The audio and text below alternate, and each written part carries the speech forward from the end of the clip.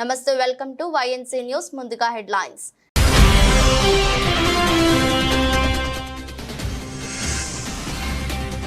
దానం నాగేందర్కు నగరానికి సంబంధించి ప్రతి సమస్య తెలుసన్న CM Revanth. Hyderabad brand image ను దెబ్బతీసే ప్రయత్నాలు చేస్తున్నారని విమర్శ.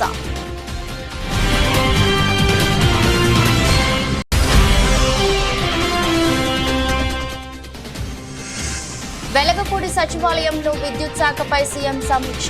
ఫీడర్ల సామర్థ్యం పెంపుతో పాటు ప్రత్యేక ఫీడర్లు ఏర్పాటు చేయాలని అధికారులకు ఆదేశాలు.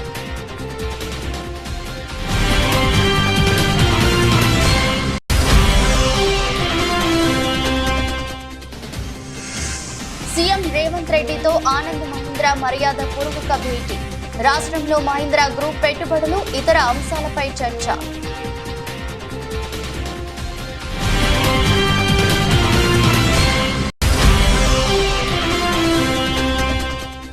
అసెంబ్లీలో ప్రవేశపెట్టిన జాబ్ క్యాలెండర్ ఒక జోక్ క్యాలెండర్ అన్న మాజీ మంత్రి హరీష్ రావు. అధికారంలోకి రాగానే 2 లక్షల ఉద్యోగాలు ఇస్తామని చెప్పి మోసం చేశారంటూ విమర్శ.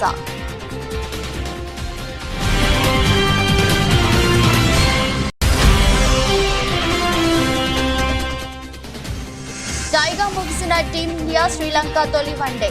47.5 ఓవర్లలో 230 పరుగులకు ఆల్అౌట్ అయిన టీమిండియా.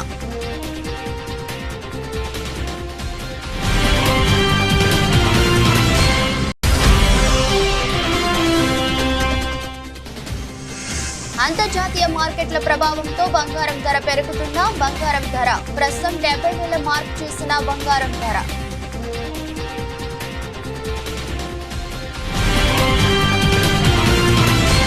దానం నాగేందర్ కు హైదరాబాద్ లో ప్రతి గల్లీ తెలుసని, ఆయన 30 ఏళ్లుగా ప్రజా ప్రతినిధిగా ఉన్నారని తెలంగాణ ముఖ్యమంత్రి రేవంత్ రెడ్డి అన్నారు. ఆయన ఈ నగరం నుంచి మంత్రిగా పనిచేశారని, నగరంలో ప్రతి సందు తెలుసని వ్యక్తి, ప్రతి సమస్య గురించి తెలిసిన వ్యక్తి అన్నారు. జాతీయ స్థాయిలో ఈ నగరానికి ఏం కావాలో దానం నాగేందర్ కు తెలుసన్నారు. అలాంటి వ్యక్తికి మాట్లాడే అవకాశం ఇస్తే తప్పేమిటన్నారు. ఆయన మాట్లాడుతుంటే బీఆర్ఎస్ సభ్యులు ఆందోళన చేయటం ఏమిటన్నారు. ఆయన మాట్లాడుతుంటే పోడియం వద్దకు వెళ్లడం ఏమిటన్నారు. Hyderabad disaster response and asset protection agency వ్యవస్థకు సంబంధించి సభలో ముఖ్యమంత్రి మాట్లాడుతూ పాలకులు ఎవరున్నా అభివృద్ధిని ముందుకు తీసుకువెళ్లాలన్నారు. రాజకీయ విభేదాలు ఉన్న అభివృద్ధి విషయంలో రాజీ పడేది లేదన్నారు. 10 ఏళ్లు పాలించిన వారు 7 లక్షల కోట్లు అప్పులు చేసి వెళ్లిపోతే తాము 43,000 కోట్లు వడ్డీ కట్టామన్నారు. అయినా 10 నెలలు కాకముందే తమపై విమర్శలు చేస్తున్నారని మండిపడ్డారు. మాట్లాడి దాన్ని ఏదో నమ్మించాలనే ప్రయత్నం చేస్తున్నారు అధ్యక్ష. అందుకే ఇవాళ దానం నాగేందర్ గారు మాట్లాడినారు అధ్యక్ష. 30 ఏళ్ళ నుంచి వారు ప్రజాప్రతినిధి, నాకు తెలిసి మీకు కూడా తెలుసు. ఈ నగరంలో ప్రతి సందు తెలిసినోడు, నగరంలో ప్రతి సమస్య తెలిసినోడు, ఈ నగరం నుంచి మంత్రిగా పనిచేసినోడు, పార్టీ అధ్యక్షుడిగా పనిచేసినోడు, జాతీయ స్థాయిలో ఈ నగరానికి ఏం అవసరం ఉందో గుర్తించినోడు. మీరు అవకాశం ఇచ్చారు, ఆయన మాట్లాడితే తప్పేముంది అధ్యక్ష. ఈ సభలో ఏ సభ్యుడైనా తమరు అనుమతి ఇచ్చినప్పుడు తమ ప్రాంతానికి సంబంధించిన సమస్యల మీద మాట్లాడతారు అధ్యక్ష.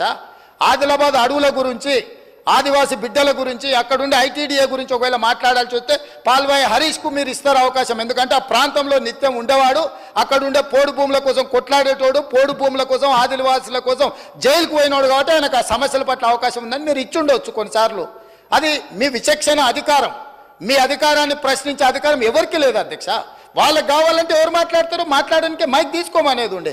ఆయనకి ఇవ్వద్దనే అధికారం ఒక సహచర సభ్యుడికి 30 ఏళ్ళ నుంచి ప్రజా జీవితంలో ఉండి ఈ హైదరాబాద్లో ఆసిఫ్ నగర్ నుంచి మొదలు పెడితే ఖైరతాబాద్ వరకు ఎన్నో పర్యాయాలు ఎమ్మెల్యేగా మంత్రిగా ఎన్నికైన ఆయనను వద్దనే అధికారం వాళ్ళకి ఎక్కడ ఉంది అధ్యక్ష.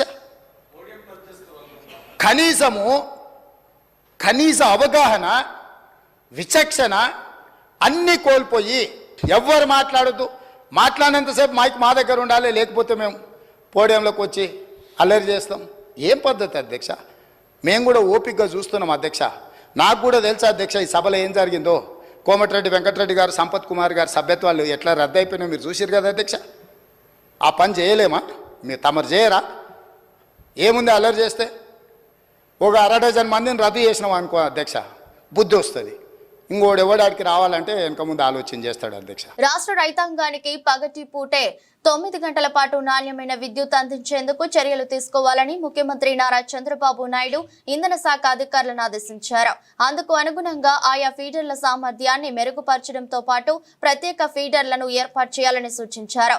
డిమాండ్ కు తగ్గ విద్యుత్ ఉత్పత్తి, సరఫరా, తక్కువ ఖర్చుతో విద్యుత్ ఉత్పత్తి వంటి పరిస్థితులను మరింత మెరుగుపరిచేందుకు అవసరమైన చర్యలు తీసుకోవాలని ఆదేశించారు. వెలగపూడి సచివాలయంలో సీఎం విద్యుత్ శాఖపై సమీక్షించారు. అసెంబ్లీలో ప్రవేశపెట్టిన జాబ్ క్యాలెండర్ ఒక జోక్ క్యాలెండర్, ట్రాష్, బక్వాస్ అని మాజీ మంత్రి సిద్దిపేట ఎమ్మెల్యే తన్నీరు హరీష్ రావు అన్నారు. ఈ విషయమై ఆయన మాట్లాడుతూ అధికారంలోకి రాగానే 2 లక్షల ఉద్యోగాలు ఇస్తామని చెప్పి నిరుద్యోగులను వాడుకొని ఇప్పుడు మోసం చేశారని విమర్శించారు. బట్టి విక్రమార్క జాబ్ క్యాలెండర్ గురించి ప్రసంగించి దానిపై చర్చ పెట్టండి అంటే ఏం మాట్లాడకుండా అసెంబ్లీ నుంచి పారిపోయారని హరీష్ రావు పేర్కొన్నారు. ముఖ్యంగా ఈరోజు రాష్ట్ర ప్రభుత్వం ప్రకటించినటువంటి జాబ్ క్యాలెండర్ ఒక జోక్ క్యాలెండర్గా మారిందని చెప్పొచ్చు. ఇట్స్ ఏ ట్రాష్, బక్వాస్. అంటే ఇలా రాష్ట్ర నిరుద్యోగ యువతను కాంగ్రెస్ పార్టీ దగా చేసింది, మోసపుచ్చింది. వాళ్ళు చెప్పింది ఏంటంటే ఆ రోజు మొదటి సంవత్సరమే మేము 2 లక్షల ఉద్యోగాలు ఇస్తాము అని చెప్పి అన్ని పత్రికల్లో ఫుల్ పేజ్ అడ్వర్టైజ్మెంట్లు ఇచ్చారు. వాళ్ళ ఏఐసిసి నాయకుడు రాహుల్ గాంధీ వచ్చి నాది గ్యారంటీ అని నమ్మబలికాడు. ఇంత స్పష్టంగా రాశారంటే 2 lakh appointments in the first year, మొదటి సంవత్సరంలోనే 2 లక్షల ప్రభుత్వ ఉద్యోగాలు ఇస్తామని చెప్పి గల్లీ నుంచి ఢిల్లీ దాకా నమ్మబలికారు. పత్రికల్లో అడ్వర్టైజ్మెంట్లు ఇచ్చారు. ఎలక్షన్ ప్రచారంలో ఊరూరికి చెప్పారు. నిరుద్యోగ యువతకు బస్సులు పెట్టి గ్రామాల్లో పంపించి ఊర్లలో ప్రచారం చేయించి ఓట్లు వేయించుకున్నారు. గద్దెనెక్కినాక ఇవాళ మాట మార్చిండ్రు. ఓడ దాటిదాకా ఓడ మల్లప్ప, ఓడ దాటినాక బోడ మల్లప్ప కథ ఉన్నది ఇవాళ రేవంత్ రెడ్డి కథ. ఇవాళ కాంగ్రెస్ పార్టీని రేవంత్ రెడ్డి గారు గత కొద్ది రోజులుగా నిరుద్యోగ యువత స్పష్టంగా అడుగుతూ వచ్చింది జాబ్ క్యాలెండర్ ఎప్పుడు అని. మొదటి క్యాబినెట్లోనే పెడతాం, జాబ్ క్యాలెండర్ ఇస్తాము అన్నారు. 8 నెలల తర్వాత ఊరిచ్చి 8 నెలల తర్వాత ఇవాళ జాబ్ క్యాలెండర్ ఇస్తే వీళ్ళు ఏమన్నా ఉన్నదా? ఏవి 2 లక్షల ఉద్యోగాలు? మీరు సంవత్సరంలోగా 2 లక్షల ఉద్యోగాలు అన్నారు. 8 నెలలు పోయింది, ఇక ఉన్నది 4 నెలలు. ఈ 4 నెలల్లో 2 లక్షల ఉద్యోగాలు ఎట్లా నింపుతారా అని ఎంతో ఆశతో నిరుద్యోగ యువత ఎదురు చూసింది.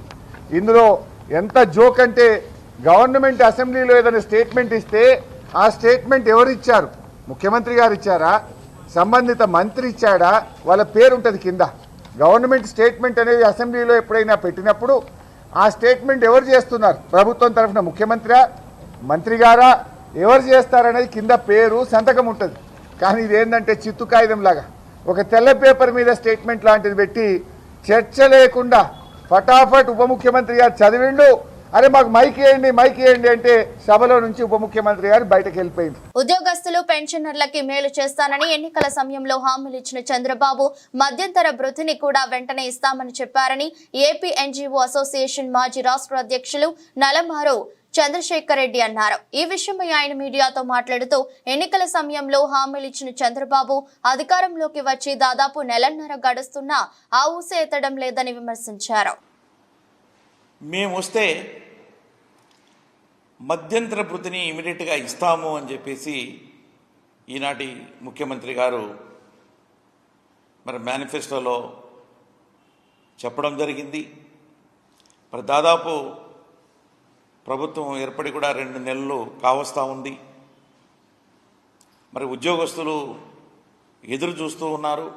ఎందుకంటే ఇంతకుముందు మరి ప్రభుత్వం, జగన్మోహన్ రెడ్డి గారి ప్రభుత్వం కూడా అప్పుడు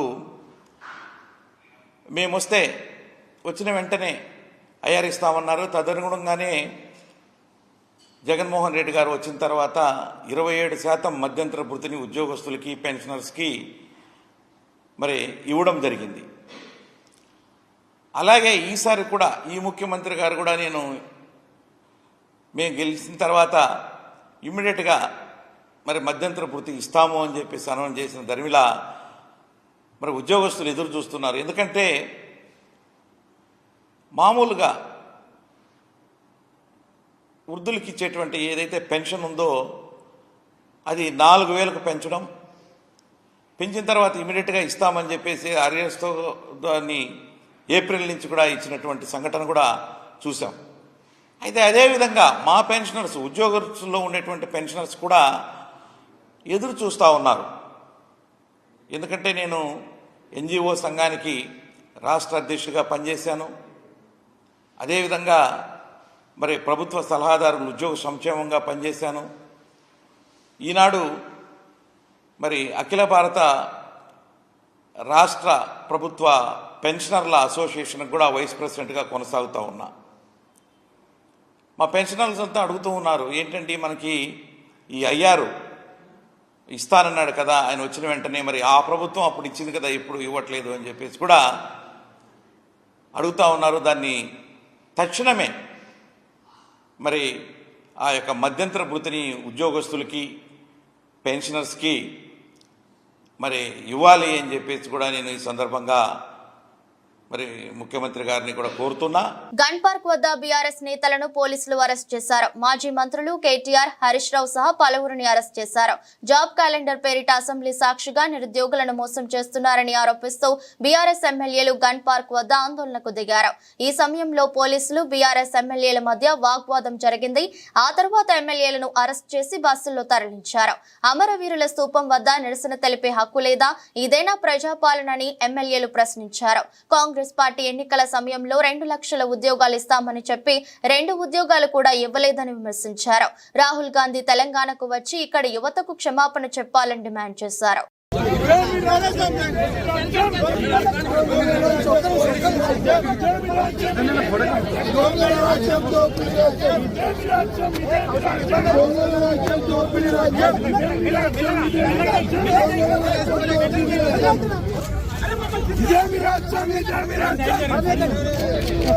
job calendar bogus bogus bogus job calendar bogus job calendar bogus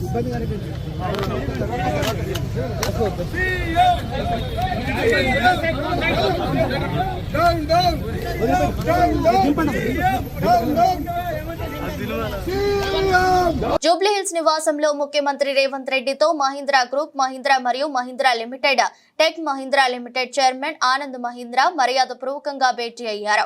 రాష్ట్రంలో మహీంద్రా గ్రూప్ పెట్టుబడులు, ఇతర అంశాలపై చర్చించారు. యంగ్ ఇండియా స్కిల్ యూనివర్సిటీలో ఆటోమేటిక్ విభాగాన్ని అడాప్ట్ చేసుకునేందుకు ఆనంద్ మహీంద్రా అంగీకరించారు. త్వరలోనే యంగ్ ఇండియా స్కిల్ యూనివర్సిటీ పరిశీలనకు తమ టీంను పంపుతామని ఆనంద్ మహీంద్రా తెలిపారు. హైదరాబాద్ లో క్లబ్ మహీంద్రా హాలిడే రిసార్ట్ విస్తరణకు ఆనంద్ మహీంద్రా ముందుకు వచ్చారు.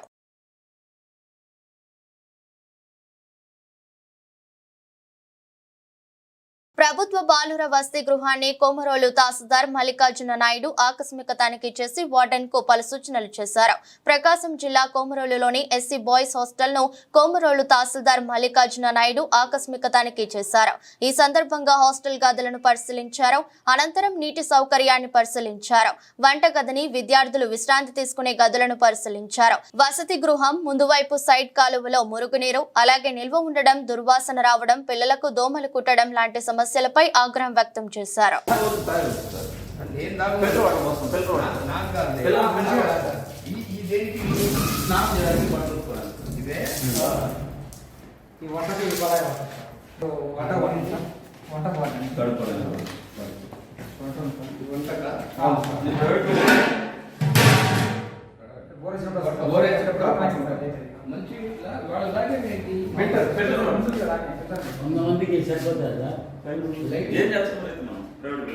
వరంగల్ జిల్లా నర్సంపేట నియోజకవర్గంలో పాకాల రోడ్లో నిర్మించిన మెడికల్ కళాశాలను మాజీ ఎమ్మెల్యే పెద్ది సుదర్శన్ రెడ్డి సందర్శించారు. అనంతరం ఆయన మీడియాతో మాట్లాడుతూ నర్సంపేట నియోజకవర్గ ప్రజలకు జిల్లా ఆసుపత్రిగా పేరు ఉందని, ప్రత్యేకంగా మెడికల్ కళాశాలకు సహకరించిన మాజీ సీఎం కేసీఆర్, హరీష్ రావుకు ధన్యవాదాలు తెలిపారు. ఈ కార్యక్రమంలో ఓడీసీఎంఎస్ చైర్మన్ గూగులోతు రామస్వామి నాయక్, రవీందర్ రెడ్డి, వెంకటరెడ్డి మరియు బీఆర్ఎస్ పార్టీ నాయకులు పాల్గొన్నారు. మహాద్భుతంగా ఇలా కళాశాల సంబంధించినటువంటి మరి పనులు, నిర్మాణ పనులను కూడా దాదాపు పూర్తి చేయడం జరిగింది. ఇటీవల కాలంలో National Medical Council 2024-25 academic year ప్రారంభించాల్సినటువంటి 8 మెడికల్ కళాశాలల్లో 8కి 8 రిజెక్ట్ చేసిన విషయం ప్రజలందరూ తెలుసు. దిగ్భ్రాంతికి లోనైనాం, చాలా బాధపడ్డాం. హనుమంతులు రావా, ప్రొఫెసర్లు, అసోసియేట్ ప్రొఫెసర్లు, మినిస్టరియల్ స్టాఫ్, సపోర్టింగ్ స్టాఫ్, నర్సులు అపాయింట్మెంట్ చేయలేదు. కొత్తగా వచ్చినటువంటి కాంగ్రెస్ పార్టీ ప్రభుత్వం 8 నెలలు గడిచినా పూర్తి స్థాయి అధికారులను, స్టాఫ్ను నియమించకపోవడంతో నేషనల్ మెడికల్ కౌన్సిల్ కొత్త కాలేజీలకు అనుమతులు నిరాకరిస్తున్నామని చెప్పి రాష్ట్ర ప్రభుత్వానికి మెయిల్ పంపిన విషయం మీ అందరూ తెలుసు. ఆ తర్వాత పాత సంబంధాలతో జిల్లా కలెక్టర్ గారితో పాటు, ఆనాడున్న కలెక్టర్ గారితో పాటు మిగతా వైద్య శాఖ ఉన్నతాధికారుల దృష్టి కూడా తీసుకెళ్లి మేము రిప్రజెంటేషన్ కూడా చేయడం జరిగింది. ఇటీవల కాలంలో కాంగ్రెస్ పార్టీ ప్రభుత్వం స్పందించి నేషనల్ మెడికల్ కౌన్సిల్కి మళ్ళీ తిరిగి అప్పీల్ చేశారు. ఏ కాలేజీలో ఏ లొసుగులు అయితే ఉన్నాయో నేషనల్ మెడికల్ కౌన్సిల్ పారామీటర్స్ సమీక్షించినప్పుడు ఏ లోటు ద్వారా ఈ 8 కాలేజీలు రిజెక్ట్ చేయబడిందో దానికి సంబంధించినటువంటి కమిట్మెంట్ తెలంగాణ ఇప్పటి ప్రభుత్వం కూడా కమిట్మెంట్ ఇచ్చింది నేషనల్ మెడికల్ కౌన్సిల్. సో ఇవ్వడం ద్వారా నేషనల్ మెడికల్ కౌన్సిల్ ఇటీవల కాలంలో ప్రత్యేకంగా వర్చువల్గా మరి చేసినటువంటి సమీక్షల ద్వారా 8 కాలేజీల బదులు 4 కాలేజీలకు నిన్న సాయంత్రము అనుమతులు ఇస్తూ ఫైనల్ గా ఆర్డర్స్ జారీ చేయడం జరిగింది. మహబూబాబాద్ జిల్లా నరసింహాలుపేట మండల కేంద్రంలో సర్దార్ సర్వాయి పాపన్న జయంతిని పురస్కరించుకొని అమరుల యాదిలో గీతన్నల చైతన్య యాత్ర కార్యక్రమాన్ని నిర్వహించారు. అనంతరం గ్రామంలో బైక్ ర్యాలీ నిర్వహించి కల్లుగీత కార్మికుల సంఘం జెండాను ఆవిష్కరించారు. గౌడ్ సంఘం ఆధ్వర్యంలో ఏర్పాటు చేసిన కార్యక్రమానికి ముఖ్య అతిథిగా కల్లుగీత కార్మిక సంఘం రాష్ట్ర ప్రధాన కార్యదర్శి బెల్లం కొండ వెంకటేశ్వర్లు పాల్గొన్నారు. అనంతరం మాట్లాడుతూ గీత కార్మికుల సమస్యల పరిష్కారం కోసం అమరుల పోరాటాలను స్ఫూర్తిగా తీసుకుని ఉద్యమాలు చేయాలని పిలుపునిచ్చారు. ప్రతి సొసైటీకి తాటి చెట్ల పెంపకానికి 5 ఎకరాల ప్రభుత్వ భూమి ఇచ్చి తాటి, ఈత, ఖర్జూర, కళ్ళునిచ్చే పొట్టి చెట్లు నాటాలని, వృత్తిలో ప్రమాద నివారణ చర్యలు చేపట్టి సేఫ్టీ మోకులు వృత్తి చేసే వారందరికీ వెంటనే ఉచితంగా ఇవ్వాలని, వృత్తికి ఉపయోగించే ద్విచక్ర వాహనాలు ఇవ్వాలని డిమాండ్ చేశారు. ప్రభుత్వం చిత్తశుద్ధితో గీత కార్మికుల సమస్యలను పరిష్కరించాలని డిమాండ్ చేశారు. ఇంతవరకు అది అమలు జరపట్లే. 4,000 రూపాయల వృద్ధాప్య పెన్షన్ ఇస్తా ఉన్నారు, ఇంతవరకు అమలు జరపట్లే. కొత్త వృద్ధాప్య పెన్షన్ ఇవ్వట్లే. కానీ మనకి ఎలాంటి షరతులు లేకుండా వృద్ధాప్య పెన్షన్ ఇవ్వాలి. ఆయనకు కొడుక్కి ప్రభుత్వ ఉద్యోగం ఉన్నది కాబట్టి తండ్రికి పెన్షన్ ఇవ్వట్లేదు అంటారు. ఎందుకు? ఆయన కళ్ళు గీస్తుంటే తండ్రి, కొడుకు ఉద్యోగం ఉంటే పన్ను కట్టించుకోలేదా? పన్ను కట్టించుకున్నారు, పన్ను మాఫీ చేయలే. కానీ ఇవాళ పింఛన్ ఇచ్చే కాడికి వచ్చేసరికి కొడుకు ఉద్యోగం ఉన్నది, తండ్రికి లేదండి. ఆ తండ్రికి 3 పిల్లలు సమకూర్చుకొని అనేక కోటల్ని, భువనగిరి కోట నుంచి, వరంగల్ కోట నుంచి భువనగిరి కోట, ఉస్మాన్ కోట, అదేవిధంగా కిలాషపురం కోట, ఎన్ని కోటలను జయించుకుంటూ మొఘల్ చక్రవర్తుల్ని, నవాబుల్ని, నైజాముల్ని మొత్తం కూడా ఓడించుకుంటూ హైదరాబాద్ నడిబొడ్డునున్న గోల్కొండ కోటని ఒక బీసీ, ఒక కల్లుగీత కార్మికుడు కళ్ళు గీసి గొడ్లను కాసి ఇవాళ రాజ్యాధికారం చేపట్టిందంటే అది ఎవరి తరం? ఇవాళ ధైర్యంగా ప్రాణాన్ని గుప్పిట్లో పెట్టుకొని అతి ప్రమాదకరమైన వృత్తి చేసుకుంటూ ఇవాళ మనం బతుక్కుంటూ సమాజాన్ని బతికించుకుంటూ ప్రభుత్వాన్ని కూడా ఇప్పటిదాకా బతికించినాం. సమాజం అంటే ఏంటి?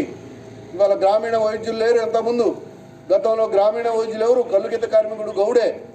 ఎందుకు? అవాళ విరోచనాలైన షుగర్. రోడ్డు ప్రమాదాల నివారణ, దొంగతనాలు అరికట్టడం కోసం ప్రత్యేక చర్యలు తీసుకుంటున్నామని మెదక్ జిల్లా ఎస్పీ ఉదయ్ కుమార్ రెడ్డి తెలిపారు. వెల్దుర్తి మండల కేంద్రంలోని పోలీస్ స్టేషన్ ను ఆయన ఆకస్మికంగా సందర్శించారు. స్టేషన్ లో నమోదు అవుతున్న కేసుల వివరాలను అడిగి తెలుసుకున్నారు. పలు రికార్డులను పరిశీలించారు. స్టేషన్ కు వచ్చే వారి పట్ల మర్యాదగా వ్యవహరించాలని, వారికి న్యాయం జరిగే విధంగా చర్యలు తీసుకోవాలని సిబ్బందికి సూచించారు. చోరీల నివారణ కోసం ప్రత్యేక గస్తీ బృందం ఏర్పాటు చేస్తున్నామని తెలిపారు. తర్వాత చాలామంది కూడా ఏంటంటే ఈవినింగ్ టైంలో అంటే ఈ యాక్సిడెంట్స్ అన్ని కూడా అనలైజ్ చేస్తే డ్రంక్ అండ్ డ్రైవింగ్ తోటి కొద్దిగా అవుతున్నాయి ఎక్కువ మంది. దాని మీద కూడా మేము స్పెషల్గా కేర్ తీసుకుంటాం ఇప్పటి నుంచి.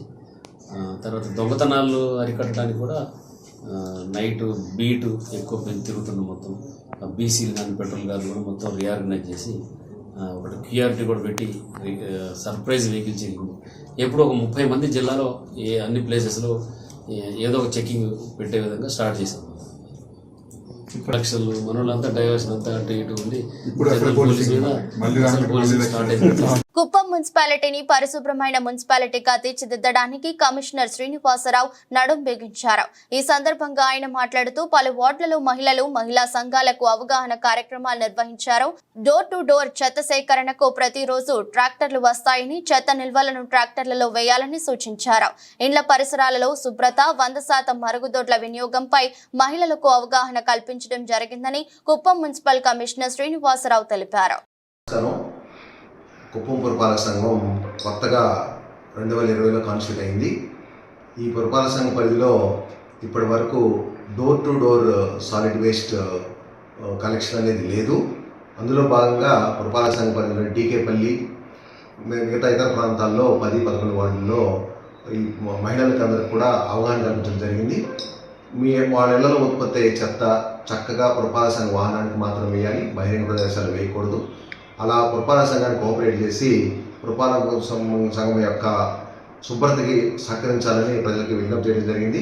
ప్రజలందరూ కూడా పూర్తిగా సహకరిస్తున్నారు, వారికి ధన్యవాదాలు. పురపాలక సంఘ పరిధిలోని ప్రతి కాలనీకి మా వాహనం వస్తుంది. వాహనం రాకపోతే ఫోన్ నెంబర్ డిస్ప్లే చేస్తున్నాము. ఆ ఫోన్ నెంబర్లకి బోర్డులు పెట్టి ఫోన్ నెంబర్ డిస్ప్లే చేస్తున్నాం. ఆ ఫోన్ నెంబర్కి ఫోన్ చేసి ఒకవేళ వాహనం రాకపోతే ఆ ఫోన్ నెంబర్కి కాల్ చేస్తే వాహనం పంపిస్తాము. వీటన్నిటికీ కూడా పురపాలక సంఘ పరిధిలో ప్రజలందరూ సహకరించాలని, వ్యాపారస్తులు, స్టేక్ హోల్డర్స్ అందరూ సహకరించాలని మరీ విజ్ఞప్తి. కొమరం భీం ఆసిఫాబాద్ జిల్లా కాగజ్ నగర్ మండలంలోని వంకులం సమీపాన ఉన్న పెద్దవాగు వంతెన శిథిలావస్థలో ఉన్నందున బీఆర్ఎస్ నాయకుడు సిర్పూర్ నియోజకవర్గం సమన్వయ కన్వీనర్ లేండుగురే శ్యామరావు సందర్శించి కలెక్టర్ కు వినతి పత్రం అందించారు. అనంతరం మాట్లాడుతూ వెంటనే మరమ్మతులు చేపట్టాలని, లేని పక్షంలో ఆందోళన కార్యక్రమాలు చేపడతామని అన్నారు. టోల్గేట్ తప్పించుకోవడానికి ప్రతిరోజు వందల సంఖ్యలో బండ్లు ఓవర్ బర్లన్నీ పోతున్నాయి. ఆ బండ్లు పోయినప్పుడు ఇచ్చాటి పోతుంది.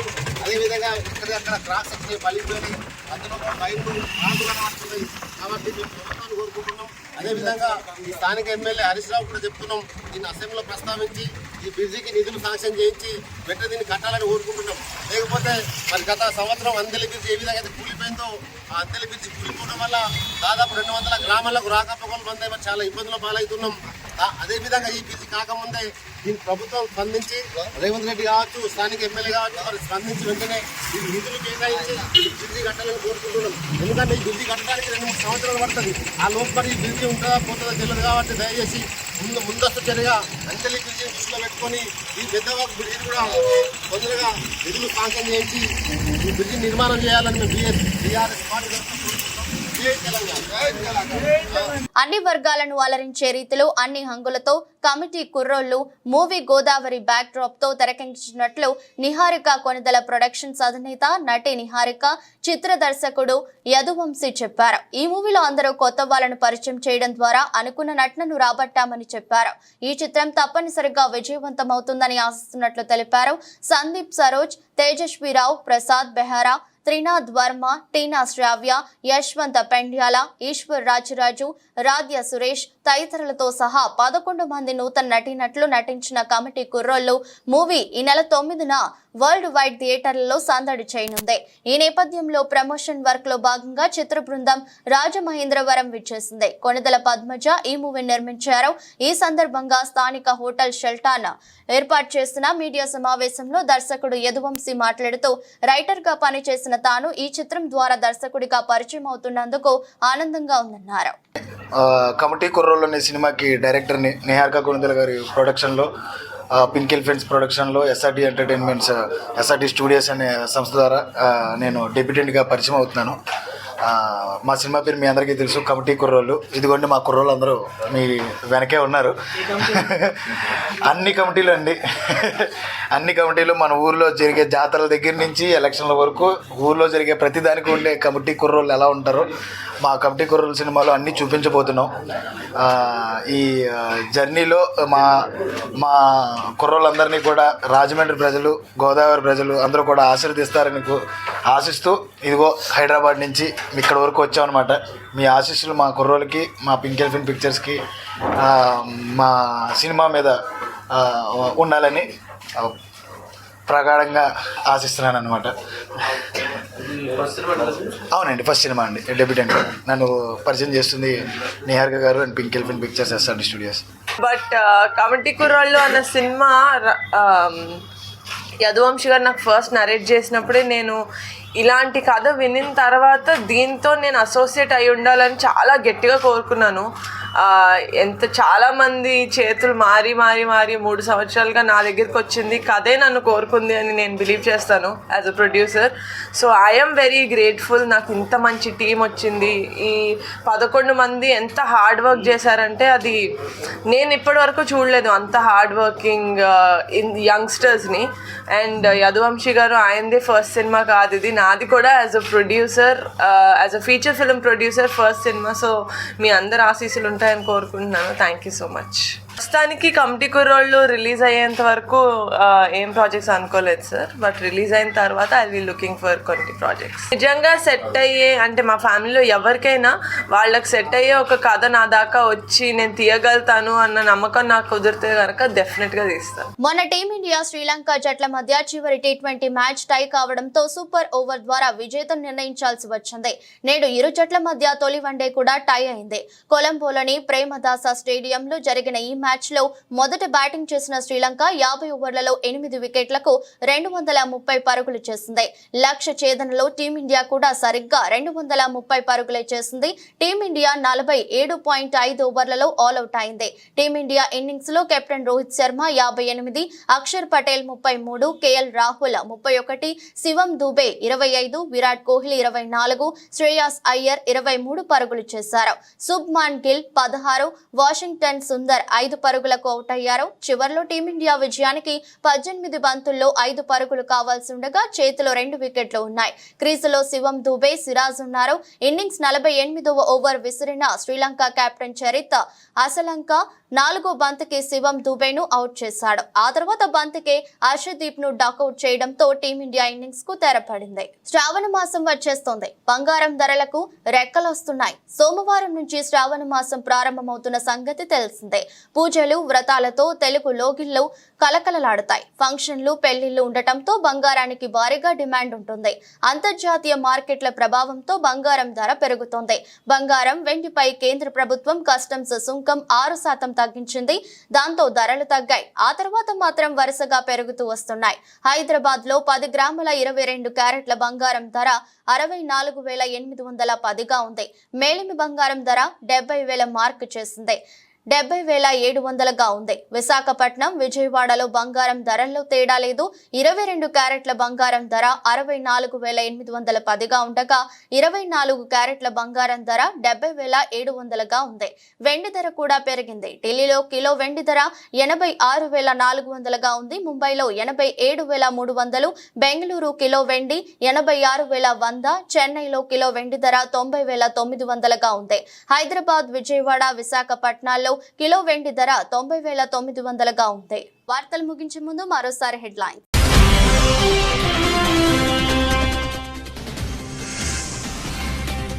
దానం నాగేందర్కు నగరానికి సంబంధించి ప్రతి సమస్య తెలుసన్న CM Revanth. Hyderabad brand image ను దెబ్బతీసే ప్రయత్నాలు చేస్తున్నారని విమర్శ.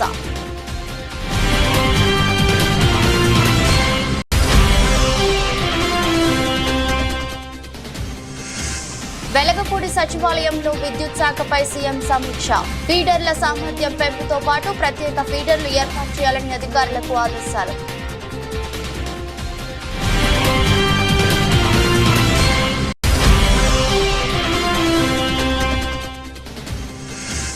సీఎం రేవంత్ రెడ్డితో ఆనంద్ మహీంద్రా మర్యాద పూర్వక భేటీ. రాష్ట్రంలో మహీంద్రా గ్రూప్ పెట్టుబడులు, ఇతర అంశాలపై చర్చ.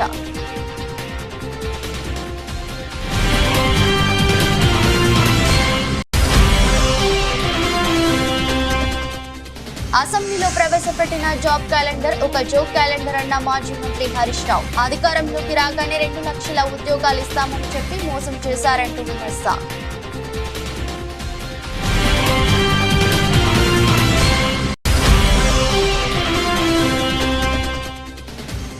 టైగా ముగిసిన టీమిండియా శ్రీలంక తొలి వన్డే 47.5 ఓవర్లలో 230 పరుగులకు ఆల్అౌట్ అయిన టీమిండియా.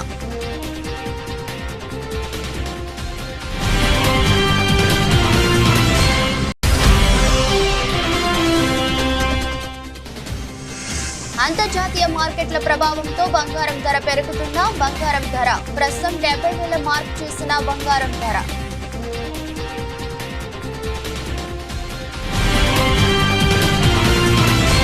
ఇదరస్ట్ బులెటిన్ మరో బులెటిన్లో మళ్ళీ కలుద్దాం. అంతవరకు సెలవు. నమస్కారం.